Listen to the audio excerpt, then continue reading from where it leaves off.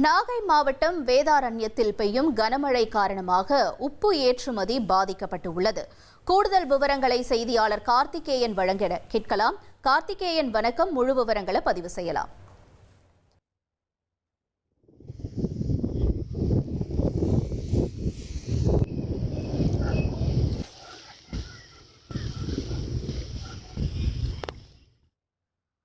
வேதாரண்யம் நாகை மாவட்டத்தில் தொடர் மழையால் உப்பு ஏற்றுமதி பாதிக்கப்பட்டிருக்கிறது.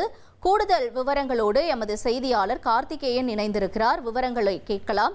கார்த்திகேயன் வணக்கம், முழு விவரங்கள் என பதிவு செய்யுங்க. வேதாரண்யத்தில் கனமழை காரணமாக உப்பு ஏற்றுமதி பாதிக்கப்பட்டுள்ளது. நாகை மாவட்டம் வேதாரண்யத்தில் 2 நாட்களாக தொடர்ந்து கனமழை பெய்து வருகிறது.